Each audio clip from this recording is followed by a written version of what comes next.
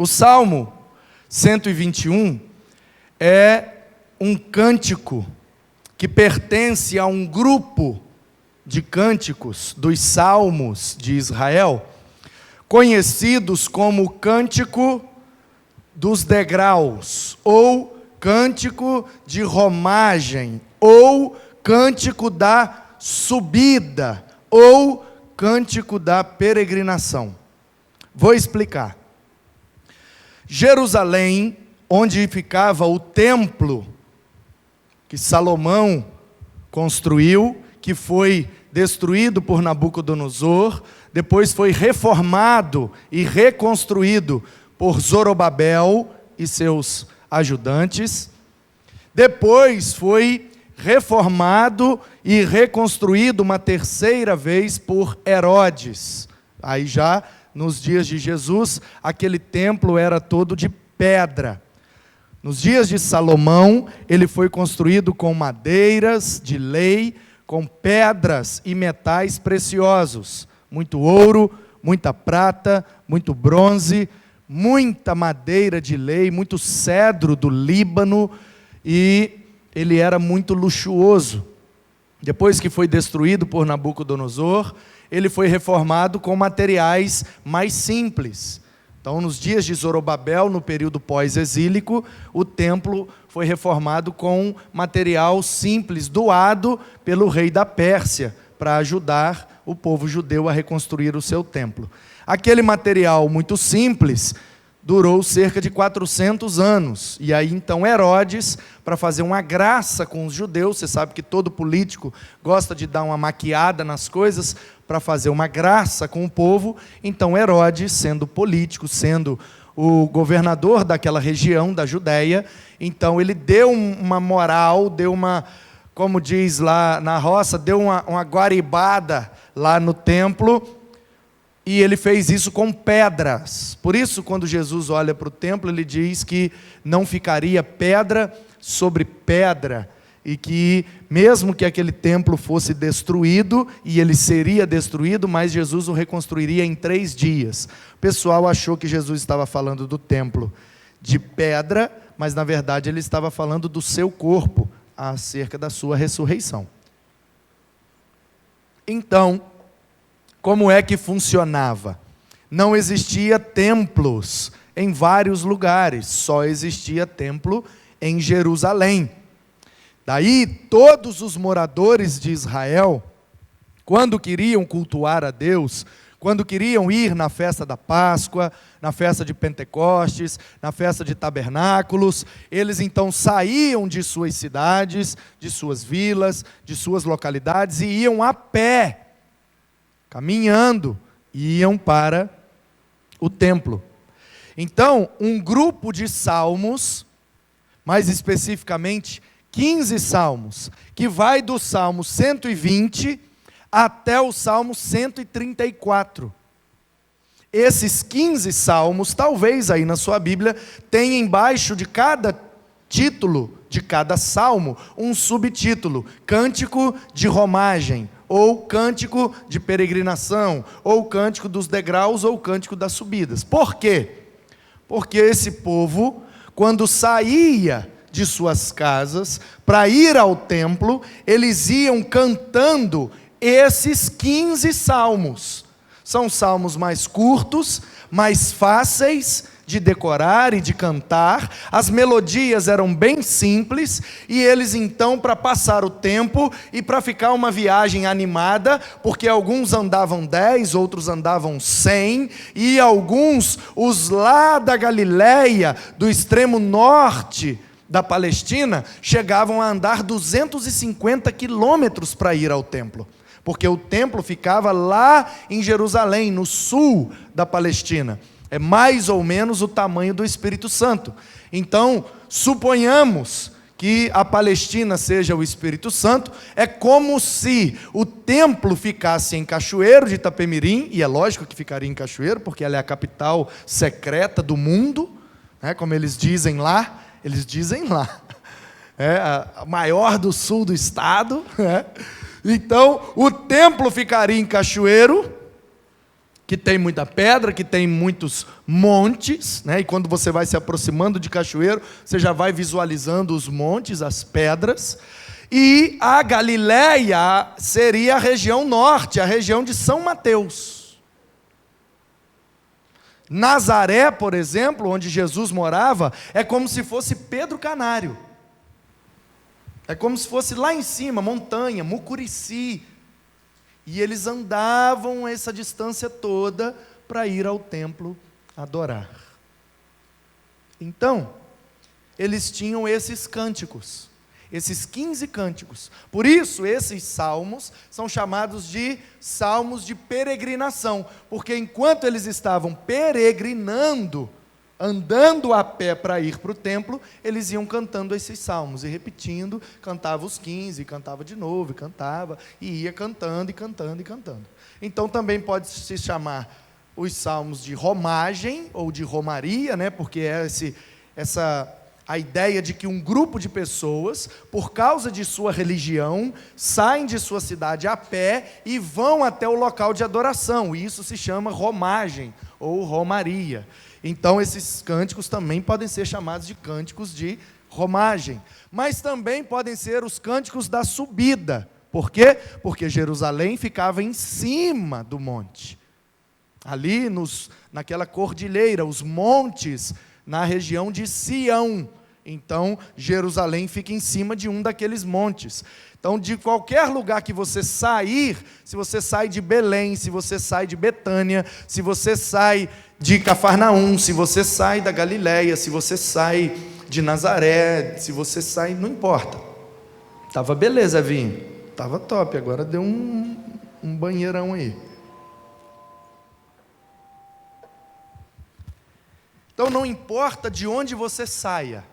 Se você sai do sul, de Belém, se você sai um pouco a norte das regiões de Samaria, se você sai do extremo norte da Galileia, se você sai do lado de lá do Jordão, não importa. Se você vai para Jerusalém, você sobe. Sobe. Por isso que toda vez que a Bíblia, em textos narrativos, quando diz que um povo está indo para Jerusalém, a Bíblia diz, e subiram para Jerusalém. Enquanto subiam para Jerusalém, etc, etc, etc.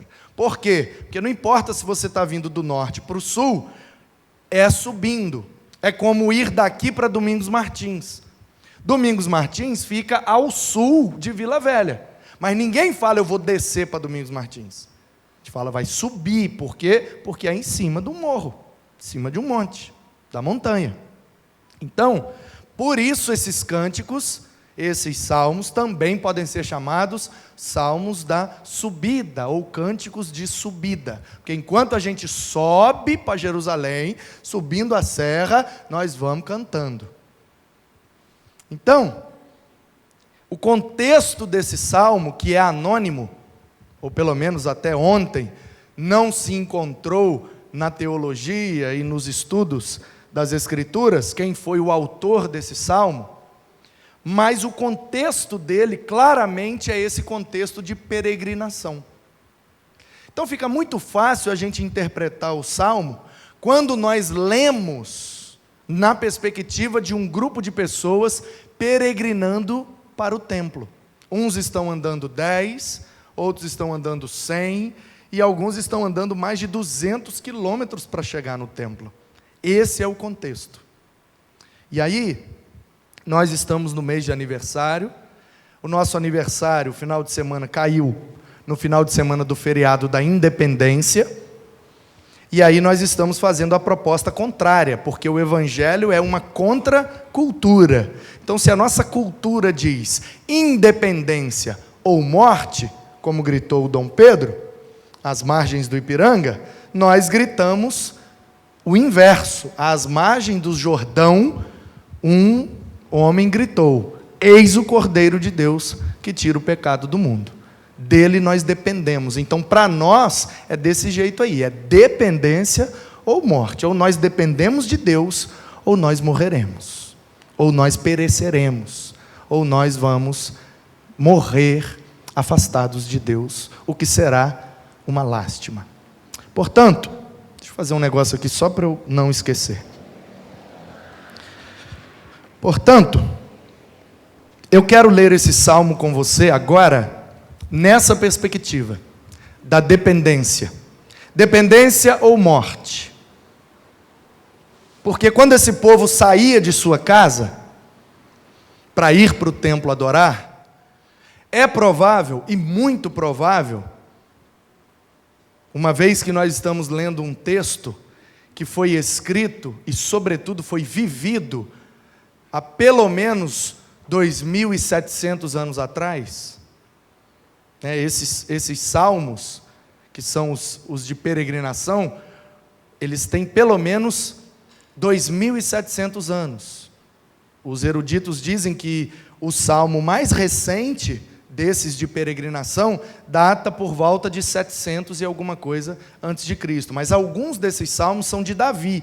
Então, sendo de Davi, datam de 1000 antes de Cristo, 3.000 anos atrás. O 121 nós não sabemos quem escreveu, então fica difícil datar. Mas dizem os estudiosos que ele tem, no mínimo, 2.700 anos. Então nós estamos falando da Palestina, nós estamos falando de um lugar desértico, nós estamos falando de um lugar muito antigo, sem estradas boas, sem asfalto, sem carro, sem ônibus, sem topique. Nós estamos falando de um povo andando a pé, atravessando o rio, subindo pedra, descendo morro, lidando com salteadores na estrada, com ladrões, piratas do deserto, lidando com animais peçonhentos, lidando com escorpião, cobras, lagartos, lidando com toda sorte de dificuldades, um sol muito quente à noite, um frio extremamente congelante, um sol muito quente de dia e um frio muito gelado à noite. Pensa rápido demais, a boca não dá conta de falar tudo. Então, esse povo, peregrinando para adorar a Deus, eles estão vivendo situações adversas, dificuldades. E é aí que nasce a mensagem desse salmo. E a mensagem dele é exatamente essa: nós só conseguiremos chegar no objetivo da nossa peregrinação se o nosso foco estiver em Deus, se nós dependermos do socorro do Senhor. Porque eu fico imaginando as dificuldades desse povo, saindo de longe, andando quilômetros e quilômetros. Os estudiosos dizem que a jornada de um dia, de 6 da manhã às 6 da tarde, 12 horas andando naquelas regiões, eles dizem que andavam entre 30 e 40 quilômetros. É a jornada de um dia bíblica. Então, 30 a 40 quilômetros. Você imagina, quem mora a 200 quilômetros de Jerusalém, como o povo lá da Galileia, lá do extremo norte, eles andam mais ou menos 30 quilômetros por dia, eles vão andar pelo menos uma semana até chegar em Jerusalém. Já pensou uma semana andando, acordando 6 da manhã, andando até às 6 da tarde, arrumando um acampamento, montando ali uma cabaninha, preparando um lugarzinho para dormir, dormindo, fazendo, pegando o pãozinho, tomando um golinho de vinho e deitando e dormindo naquele frio do deserto, e depois acorda, recolhe as coisas, amarra ou nos animais ou nas costas e vai andando, às vezes com criança, às vezes com jovem, com adolescente, com menina, que às vezes pode ficar menstruada naquela semana que está caminhando, e aí é mais uma dificuldade, com um menino que pode passar mal, pode dar uma dor, um apendicite, uma dor de cabeça, um negócio, e a mulher com enxaqueca, e a outra está grávida, é a vida. As dificuldades da vida durante a peregrinação. E eu olho para esse salmo, olho para esse contexto e percebo que isso retrata as nossas vidas. Porque eu e você vivemos no dia a dia cheio de dificuldades. As coisas acontecem. E os problemas não mandam aviso. Eles chegam, aparecem, e a gente tem que lidar com eles. E no meio de toda a dificuldade que é viver e sobreviver, nós temos que permanecer com os nossos olhos fitos em Jerusalém, e a adoração a Deus deve ser o foco das nossas vidas, é isso que nos mantém, é isso que nos faz continuar. Por que a gente não desiste no meio do caminho? Porque nós temos um foco, porque nós dependemos de alguém que está sempre pronto a nos socorrer. Então, em primeiro lugar, eu quero que você perceba que nós precisamos depender do socorro do Senhor, porque Ele é o Criador de todas as coisas. Ele é onipotente, Ele é todo-poderoso. Primeiro versículo, o salmista faz uma pergunta, porque ele está andando para Jerusalém, e a impressão é essa: quanto mais eu me aproximo, mais eu vejo os montes de Sião. Então eu saí da minha casa, eu não estou vendo nada, mas à medida que eu vou caminhando, eu começo a ver os montes, e quando eu vejo os montes, eu percebo, está chegando, mas ao mesmo tempo que aquilo me anima, porque está chegando, aquilo também me desanima, porque eu sei que eu ainda tenho que andar mais um tantão de quilômetros, e aí a minha perna fraqueja. E aí quando eu vejo os montes, é como se eu estivesse vendo a minha linha de chegada. Isso me anima, porque está chegando, mas ao mesmo tempo eu já andei tanto, e vejo que eu comecei a ver os montes agora, então eu tenho que andar mais um tanto ainda. E aí eu olho para os montes e pergunto: ai meu Deus, quem vai me socorrer agora? Eu estou cansado, eu estou queimado do sol, eu estou com a garganta doendo do frio da noite, eu estou andando há 1 dia, 2 dias, 3 dias, 5 dias, eu estou cansado, com fome, desidratado, porque não tem água direito para beber, e não tem remédio, não tem vitamina C, e não tem, entendeu? Coisas que a gente pode absorver, tomar, não tem dieta, não tem nada fácil. A gente come pão e bebe vinho, e sobremesa é um figo ou uma tâmara, e olhe lá quando acha.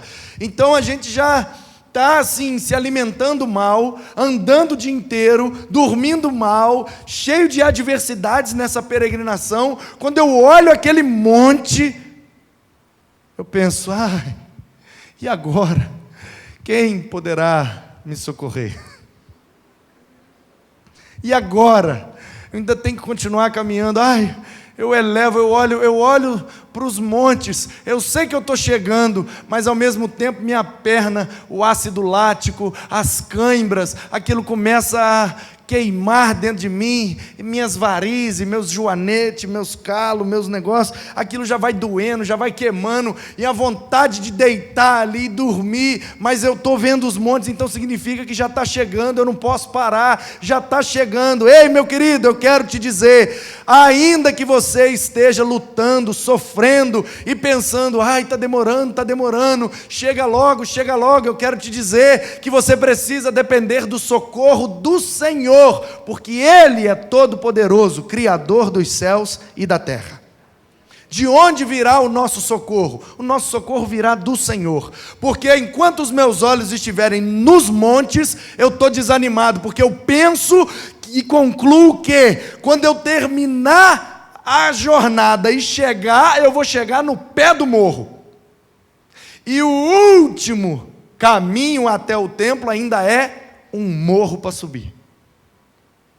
Por isso que eu elevo meus olhos para os montes e penso: de onde me virá o socorro? Eu já estou cansado, eu vim lá da Galileia, já andei 200 quilômetros, e quando eu chegar em Jerusalém, eu ainda tenho que subir aquele morro para entrar no templo. Meu Deus, não podia ser uma descida para facilitar? Tem que ser uma subida?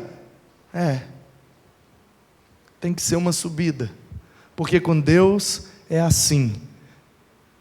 Todo esforço vale a pena, porque no fim da jornada tem uma subida preparada para nós. Dependa do socorro do Senhor. Ele pode te socorrer, Ele tem todo o poder, porque Ele é o Criador dos céus e da terra. Em segundo lugar, precisamos depender do Senhor, porque é Ele quem firma os nossos passos. O versículo 3 diz: Ele não permitirá que os teus pés vacilem, escorreguem, no meu caso, torçam. Eu não tenho ligamento nos pés, então se eu andar num terreno muito acidentado, Às vezes, por isso, se você já me viu vindo ou voltando da igreja, você já reparou que eu só passo pela rua de cá. Quase nunca eu passo pela rua dali. Eu só passo ali, igual Jesus passou em Samaria, quando há uma necessidade. E essa necessidade geralmente está ligada a alcançar uma pessoa, ou para acompanhar uma pessoa no caminho de volta ou de vinda, ou para cumprimentar, ou para ver, tem que ter um propósito. Se não tiver, eu vou sempre por ali. Por quê? Porque essa rua aqui tem menos buracos. Chega ali no meio, ela já vira asfalto. E ela tem umas calçadinhas melhor e tal. E eu prefiro, por quê? Porque se eu andar no paralelepípedo, se eu andar onde tem buraco, eu viro o pé e torço e incha e dói, porque eu não tenho ligamento. Então, é um esforço muito maior para mim.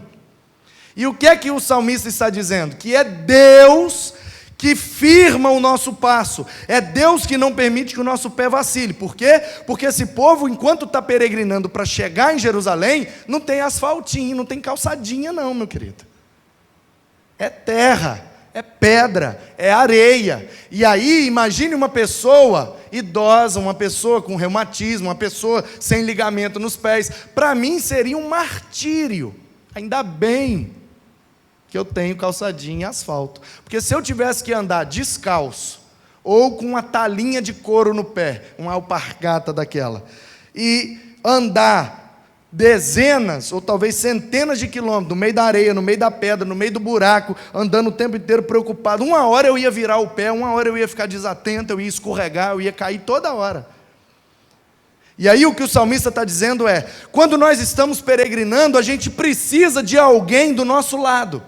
Quando a gente tem dificuldade de caminhar para chegar em Jerusalém, é sempre bom que nessa peregrinação tenha alguém do nosso lado para nos dar um apoio. Porque na hora da subida, aquele que está mais cansado, dá a mão para o outro e vai, apoia no ombro e vai, e não permite que o nosso pé vacile. Um auxílio, uma ajuda.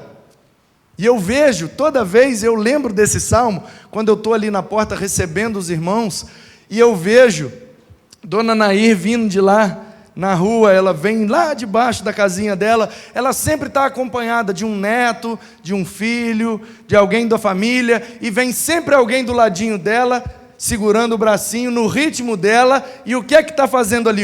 Firmando o passo dela, não permitindo que o pé dela vacile, porque caso ela escorregue, a pessoa está ali para segurar, geralmente uma pessoa mais jovem, geralmente uma pessoa mais forte. Então o que o salmista está dizendo é o seguinte: enquanto eu peregrino para Jerusalém, tem alguém que ajuda, alguém mais forte do que eu, para não permitir que o meu pé vacile. Então, meu querido, eu quero te dizer nessa noite, que o Senhor, Criador dos céus e da terra, Ele pode te socorrer, porque Ele é aquele que está peregrinando ao seu lado, te dando forças e não permitindo que o teu pé escorregue.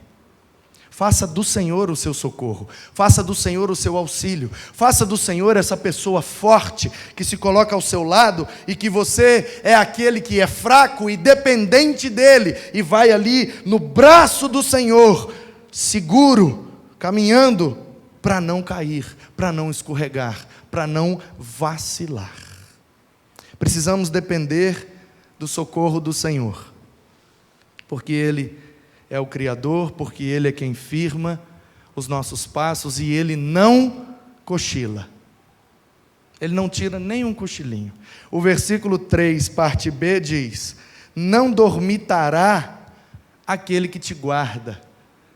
Dormir é dormir.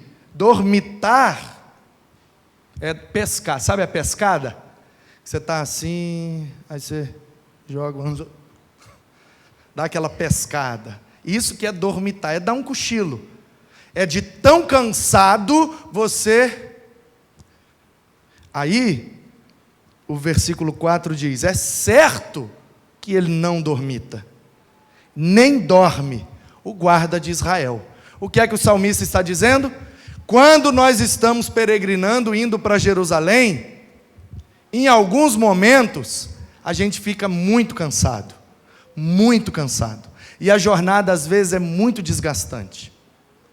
E são muitas adversidades. Então nós somos tentados, pela nossa fraqueza humana, a atrasar um pouco a viagem. Porque a gente não aguenta, procura uma pedrinha, procura um cantinho e tira um cochilo. Ou à noite a gente faz revezamento, porque nós viemos da Galileia trazendo nossos filhos, trazendo nossos bichos, porque quando chegar lá nós temos que entregar o bicho para dar de oferta, para o sacerdote fazer o culto para nós. Então nós estamos levando bicho, às vezes nós estamos levando alguns ciclos ou talentos de prata ou de ouro para dar uma oferta lá no templo, às vezes nós estamos levando algum bem para dar lá de oferta para os levitas, um saco de comida, um bicho gordo, alguma coisa de valor nós estamos levando. Então como é que a gente organiza nas vigílias da noite? De 6 da noite, 18 horas, até as 9 é a primeira vigília da noite. De 9 até meia-noite a segunda, de meia-noite às 3 a terceira, de 3 às 6 da manhã. São 4 vigílias da noite. É assim que o judeu separa o tempo. Então, os 4 períodos do dia, de 6 da manhã às 9, de 9 a meio-dia, de 9 às 15, que é a hora nona, de 15 às 18, são 4 períodos de oração. E à noite são 4 períodos de vigília. Vigília no sentido de segurança, não tem nada a ver com oração. Nós é que invertemos a coisa e fazemos vigílias de oração à noite. O judeu faz oração de dia, de noite ele dorme. E os sentinelas, os vigias, ficam acordados nas escalas de acordo com a sua vigília. Você está na escala hoje? Sim, estou na primeira vigília. Significa, eu vou vigiar as coisas das 18 às 21. E aí depois eu vou dormir. E aí o outro já dormiu 3 horinhas, de 6 até as 9, ele acorda e vigia de 9 até meia-noite. E aí ele vai dormir. O cara que dormiu de 6 até meia-noite acorda e vai ficar de meia-noite até as 3 da manhã. Depois ele volta a dormir. O cara que dormiu de 6 da tarde até as 3 da manhã, ele acorda e vai vigiar até as 6 da manhã, onde todo mundo acorda, recolhe as coisas e continua a viagem. Então, o que é que o salmista está dizendo? Quando nós estamos viajando, peregrinando para ir no templo, algumas pessoas ficam na escala das vigílias, para passar a noite vigiando as nossas vidas e os nossos pertences. Porque tem os piratas do deserto, os salteadores, que vêm roubar a gente de madrugada. E aí, o que é que acontecia às vezes? O povo acordava e falava, cadê a minha vaca que estava aqui? Eu estava levando essa vaca para dar de oferta, cadê a minha vaquinha? Aí o cara que estava na vigília, não vi nada, não pode, não vi nada. Rapaz, você cochilou, bicho, você dormiu, cara, você não tinha que ter vigiado. Foi mal, desculpa, gente, eu cochilei. Eu estava tão cansado que eu cochilei. Aí o salmista vira e fala assim, você pode dormir tranquilo, porque quem te guarda, quem guarda os seus bens, quem guarda a sua vida, quem guarda o que você produz, não cochila. Ele não se cansa. Por quê? Porque Ele é onipotente, Ele é criador dos céus e da terra. É Ele quem firma os seus passos, porque Ele é mais forte que você. É Ele quem protege a sua vida e os seus bens, porque Ele não cochila. E é Ele quem te protege. Versículo 5 diz, o Senhor é quem te guarda. O Senhor é a tua sombra, à tua direita. Qual é a ideia? A ideia é, esse povo está no Oriente Médio. Então, o sol nasce. Você sabe que no Oriente o Sol nasce primeiro, né? Se o planeta está girando, o Sol está lá, né? Rotação e translação. Então, na rotação, passa primeiro pelo Oriente para depois vir para o Ocidente. Como eles estão no meio, eles não estão nem no extremo Oriente, nem no extremo Ocidente, eles estão no Oriente Médio, ali na Palestina. Então, o Sol, para eles, tem um efeito muito mais forte. Por isso lá é muito quente, é muito desértico, muito abafado, é um calor diferente do nosso calor aqui. E aí, quando eles estão peregrinando, e eles preferem peregrinar no período da tarde. Por quê? Porque pela manhã o sol vem do Oriente para o Ocidente. Tanto que o sol nosso nasce aqui na praia, ó, e morre lá nas montanhas. Por quê? Porque para lá é que está o Oriente. Daqui para lá tem a África e o Oriente Médio está para lá. O sol vem sempre do Oriente para o Ocidente, do leste para o oeste. Aqui, nas regiões lá do Pacífico, quem está do lado de lá do continente, tem a impressão invertida. Vocês estão entendendo? Vocês estudaram geografia, toque aí. Então, o que acontece? Quando eles estão peregrinando, o sol vem, entendeu? E aí quando o sol começa a vir, e eles estão caminhando, o sol começa a queimá-los, e o sol vai subindo, subindo, subindo, até quando fica em cima não tem jeito. Mas o que é que eles fazem? Eles preferem o período da tarde, porque o sol da manhã lá é muito escaldante e bate direto. O sol da tarde já vai para o lado do mar Mediterrâneo, e aí já vem a brisa da tarde. E aí já é mais tranquilo, mas o sol de lá para cá ainda queima. Então o que acontece? Se eu sou mais alto do que a pessoa que está caminhando ao meu lado, se eu, por exemplo, estou peregrinando com a minha esposa e com os meus filhos, o que é que eu faço? Eu me coloco do lado direito deles, porque o sol que vem dali, bate em mim e projeta a minha sombra neles, para eles ficarem protegidos, e eu estou do lado direito. Por isso que a expressão é: a sombra à tua direita. Quem entendeu diz amém. Nossa, eu estudei tanto para te explicar isso, você nem valoriza, né? É assim mesmo. Então a família está aqui, A família está aqui, o cara se coloca à direita da família. Minha esposa e meus filhos, e a gente anda sempre aqui, perfilados. Por quê? Porque o sol bate em mim, a minha sombra protege eles. Aí o salmista diz assim: ainda que eu não tenha família, é o Senhor que é a sombra à minha direita. Porque às vezes nós peregrinamos pela vida e não tem ninguém para se colocar à nossa direita. Ninguém me ajuda, ninguém me dá uma moral, ninguém facilita para mim, ninguém, rapaz, mas se eu tivesse nascido numa família assim, seria tão mais fácil. Mas lá em casa ninguém é crente, mas ninguém não sei o que lá, e mas não tem nenhum, não tem um amigo, eu não tenho ajuda, não tenho ninguém. Ei, você tem o Senhor. Dependa do socorro do Senhor, e creia que quando o sol estiver mais quente, quando o calor das adversidades estiver maior, Ele é a sombra à tua direita. Você vai continuar caminhando, porque é Ele que te protege do sol. Por isso que Ele emenda: de dia não te molestará o sol, nem de noite a lua. Qual é a antítese aqui? É o calor do deserto de dia e o frio do deserto à noite. Então o sol molesta com o calor, a lua molesta com o frio. Então o salmista está dizendo: é Deus quem guarda as nossas vidas. Não importa se chover, nós temos um guarda-chuva. Não importa se fizer sol, nós temos um guarda-sol. Não importa o frio, nós temos alguém que nos cobre. Nós estamos à sombra do Onipotente. Podemos descansar. Dependa do socorro do Senhor, porque Ele é todo-poderoso, Criador dos céus e da terra. Ele é quem firma os nossos passos. Ele é quem não cochila e cuida de nós.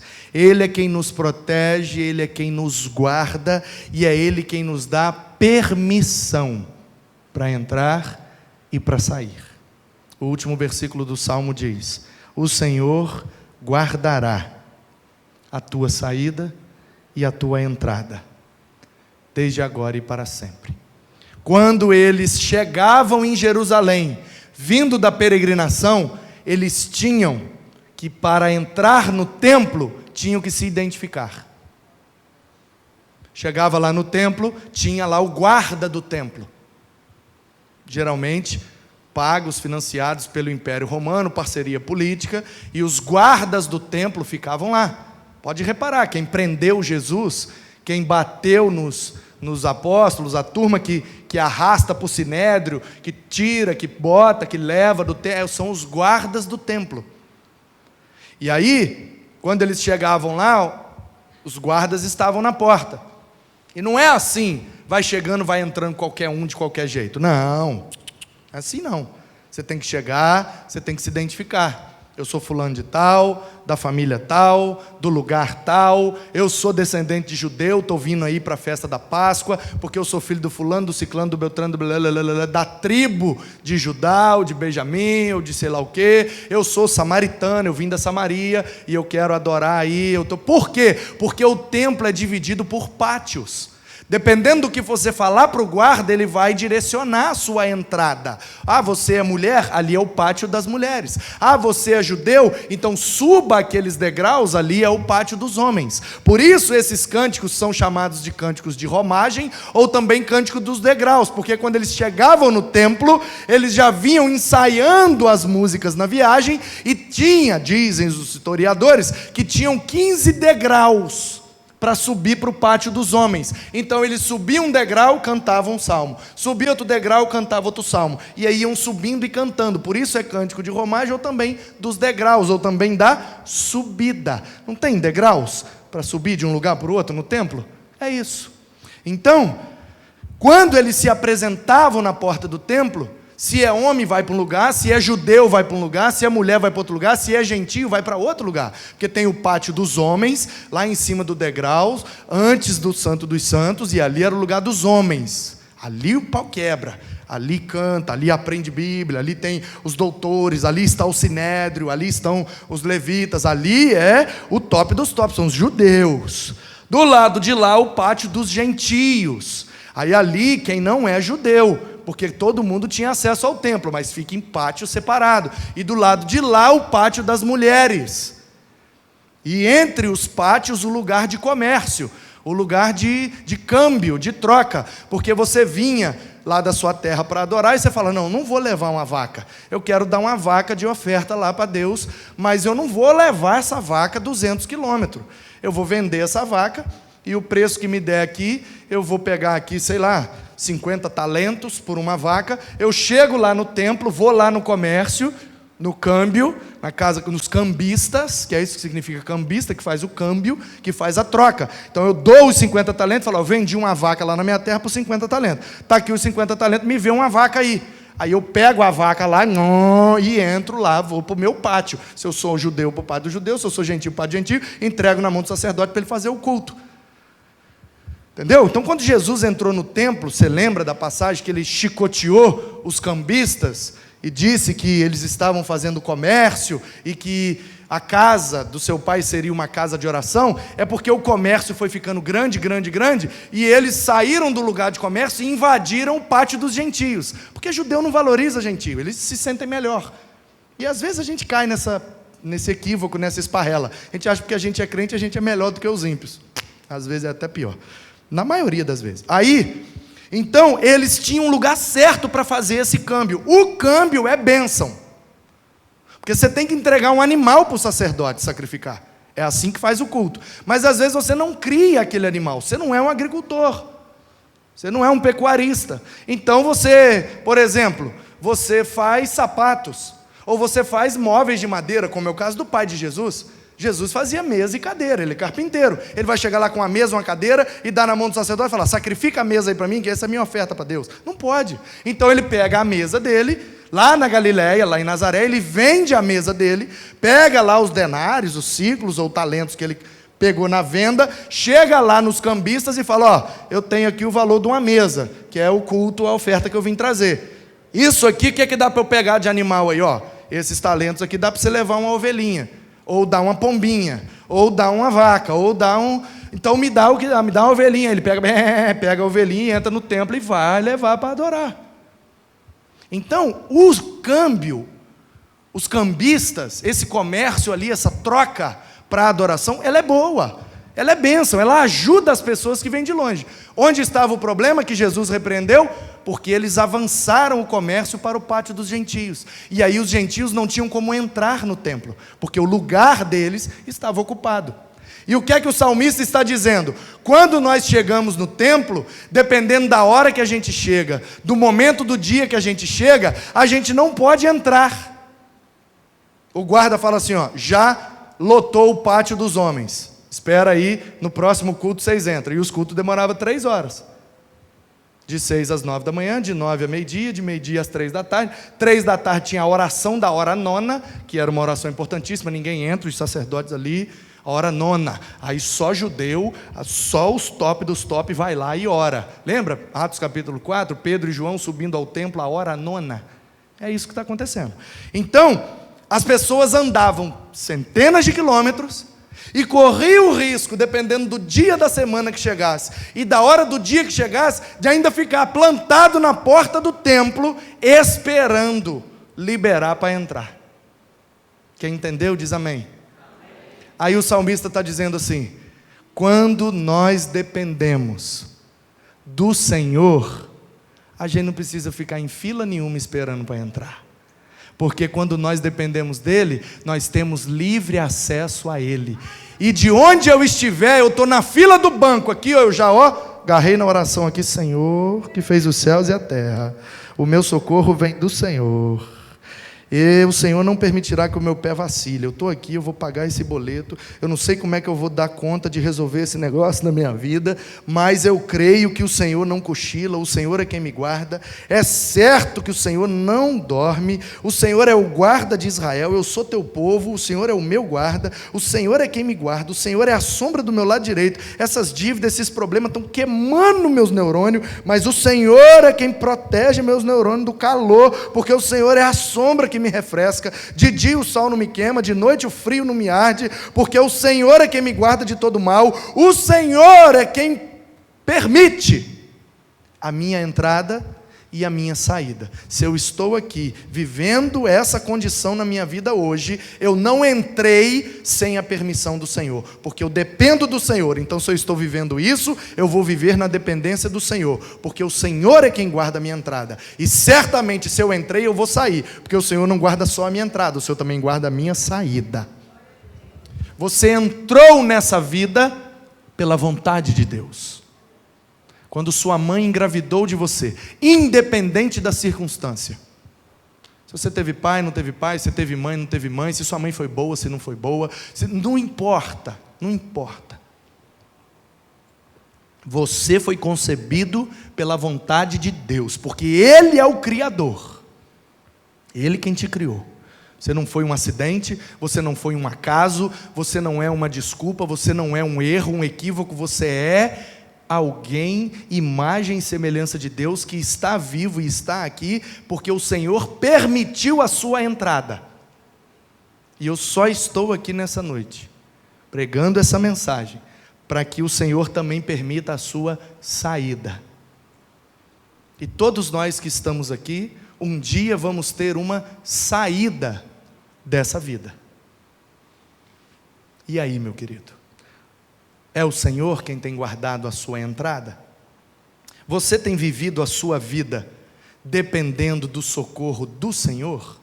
Porque muitas vezes os nossos olhos ficam agarrados nos montes. O monte representa aquilo que é grande, aquilo que é seguro, aquilo que é terreno. E às vezes a gente fica: os montes, os montes. Ei, quero te chamar nessa noite para olhar além dos montes, porque por mais alta que seja a montanha, ela está no escabelo dos pés do Senhor. Não há monte que seja mais alto que o nosso Deus. Ele é o El Elyon, o Deus Altíssimo. Não importa o tamanho ou a altura da montanha, o nosso Deus é maior. O nosso Deus é mais alto, o nosso Deus é mais forte, o nosso Deus é mais poderoso. Portanto, que você permita que Ele guarde a tua entrada nessa vida, a sua peregrinação nesta vida, e que você peregrine com os olhos fitos no Senhor. Não coloque a sua segurança nos montes, não coloque a sua segurança nos vigias, não coloquem, porque os montes se transportam, o deserto vira mar, e o monte se rui, e abre um barranco, e o Senhor permanece para sempre. Os vigias dormem e cochilam, mas o Senhor não dorme. O guarda-chuva pode quebrar com o vento e parar de nos proteger e de nos guardar da chuva, mas o Senhor não quebra, não estraga, não enferruja. Ele é eterno, é Ele que protege as nossas vidas. Dependa do socorro do Senhor. E assim, quando você precisar sair dessa vida, como as pessoas saíam do templo, porque tinha uma permissão para entrar, mas também tinha permissão para sair, porque não pode sair em qualquer momento, não pode sair em qualquer porta, para não dar confusão. Tudo é organizado. E aí o salmista está dizendo, Ele guarda a nossa entrada, Ele guarda a nossa saída. A nossa viagem não atrasa por causa dele, nem adianta, só acontece no tempo dele. A hora de nascer é ele quem diz, e a hora de morrer é ele quem determina, é ele quem diz a entrada, é ele quem diz a saída, é ele quem direciona, é ele que é o soberano, e nós temos que depender dele, somente dele. Talvez você está aqui nessa noite se sentindo cansado, porque você está peregrinando pelas estradas da vida, pelo deserto da sua existência, e você olha os montes e fica desesperado, você fala, ainda tem um monte de morro para subir, já não bastava essa dificuldade, agora ainda vem mais esse problema, vem mais esse prejuízo, e mais isso e mais aquilo, meu Deus, eu não estou aguentando. Ei, o Senhor é o socorro, bem presente. Eu elevo os meus olhos para os montes e pergunto, de onde me virá o socorro? De onde? Da política, dos políticos, das finanças? Será que se eu ganhasse um dinheiro, meus problemas resolvia? Não, porque você pode pagar a dívida e continuar com o problema, porque às vezes o problema está aqui dentro. Você fica sem dívida e continua com o problema. E aí você não aprendeu a administrar, então daqui a um tempo você vai arrumar outras dívidas e mais problema. Porque enquanto não resolver aqui, não adianta. O Senhor é quem guarda, meu querido, a sua entrada e a sua saída. Coloque a sua esperança no Senhor e aprenda a viver dependendo do Senhor. É bom ter alguém peregrinando conosco. É muito bom que a gente não esteja indo para Jerusalém sozinhos.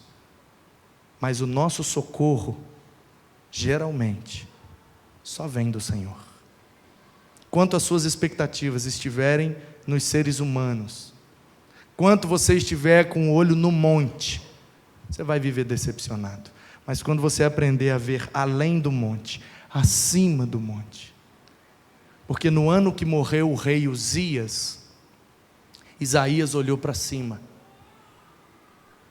E agora, o que vai ser de nós? O rei Uzias morreu, agora nós estamos sem rei, e agora?